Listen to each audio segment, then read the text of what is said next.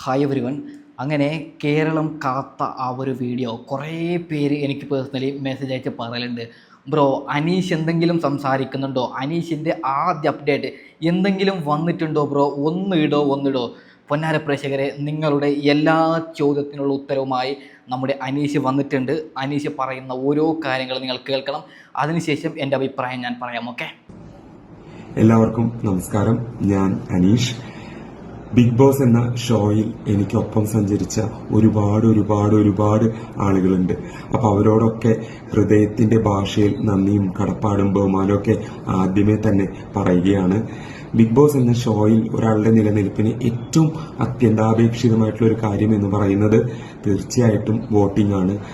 എനിക്ക് വേണ്ടി വോട്ട് ചെയ്യാൻ പ്രേരിപ്പിച്ച, കൂട്ടായ്മകളിൽ സജീവമായിട്ട് പ്രവർത്തിച്ച ഒരുപാട് ആളുകളുണ്ട്.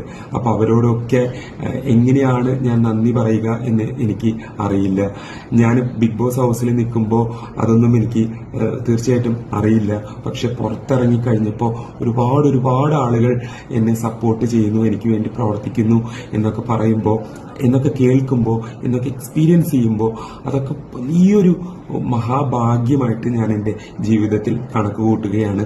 അപ്പൊ തീർച്ചയായിട്ടും എനിക്ക് വേണ്ടി പ്രവർത്തിച്ച ഒരുപാട് ആളുകളുണ്ട്.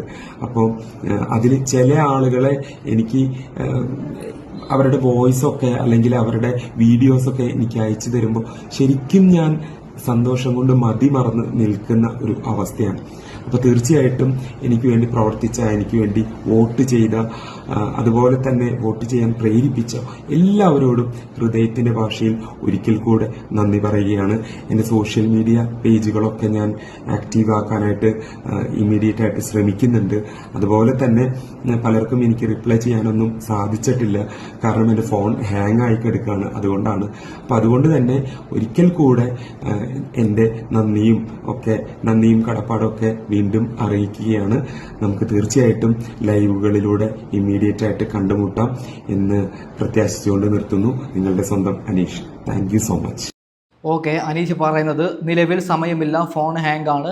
തുടർച്ചയായി അനീഷ് നമുക്ക് ലൈവിൽ എന്തെങ്കിലും തരും, അത് തന്നു കഴിഞ്ഞാൽ ഞാൻ നിങ്ങളിലേക്ക് എത്തിക്കാം. ഓക്കെ, പൊന്നാര പ്രേക്ഷകരെ, ഒരു കാര്യം പറയുകയാണ്. അതായത് സീസൺ 7 ട്രോഫി ആരാണ് അർഹിച്ചതെന്ന് നിലവിൽ സോഷ്യൽ മീഡിയയിൽ ചോദിക്കുമ്പോൾ ഭൂരിപക്ഷം ആൾക്കാരും പറയുന്നത് അനീഷ് എന്നാണ്. അതിൻ്റെ ഒന്നാമത്തെ കാരണം, തോറ്റ് കഴിഞ്ഞാൽ ഇപ്പോൾ ഒരു എക്സാമ്പിൾ പറയുകയാണ്. എക്സാമ്പിളാണ്, ഞാനിപ്പോൾ അനുമോൾക്കാണ് വോട്ടിട്ടത്. ഒരു എക്സാമ്പിളായി എടുത്താൽ മതി. അപ്പോൾ അനീഷ് തോറ്റ സമയത്ത് പാവം തോറ്റല്ലോ, അനുമോളെ നമ്മൾ ചിന്തിക്കില്ല, കാരണം അവൾ ജയിച്ചു കഴിഞ്ഞല്ലോ. അങ്ങനെ ഇപ്പോൾ ഏറ്റവും കൂടുതൽ സോഷ്യൽ മീഡിയയിൽ സപ്പോർട്ട് കിട്ടുന്ന ഒരാളാണ് ഈ പറയുന്ന അനീഷ്. ഇൻസ്റ്റഗ്രാമിൽ നിങ്ങൾക്ക് സ്ക്രോൾ ചെയ്താൽ മനസ്സിലാവും.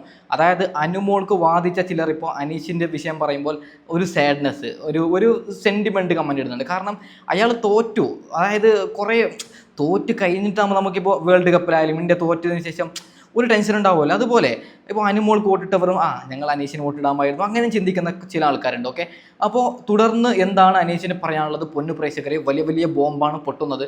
ആ ശൈത്യയുടെ ഒരു വീഡിയോ ഞാൻ അപ്ലോഡ് ചെയ്തല്ലോ, ഇനിയും എന്തൊക്കെയോ ബോംബ് പൊട്ടാനുണ്ട്. അതായത് ബിഗ് ബോസ് സീസൺ 7 എല്ലാ കണ്ടസ്റ്റൻറ്റും ഒരുമിച്ച് ഒരാൾക്ക് കൂടുന്നുണ്ട്.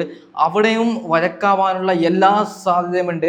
ബിഗ് ബോസിൻ്റെ കണ്ടസ്റ്റൻറ്റിന് അനുമോൾ വിജയിച്ചതാകെ 4 പേർക്കാണ് ഇഷ്ടപ്പെട്ടത്, 4-5 പേർക്കാണ് ഇഷ്ടപ്പെട്ടത്. ബാക്കി എല്ലാവർക്കും അനീഷ് ജയിക്കേണ്ടത്, അങ്ങനെയാണ് കുറേ പേര് പറയുന്നത്. അപ്പോൾ ഈ മീറ്റ് ചെയ്യുന്ന അവിടെയും വഴക്കുണ്ടാക്കാൻ എല്ലാ സാധ്യതയുമുണ്ട്.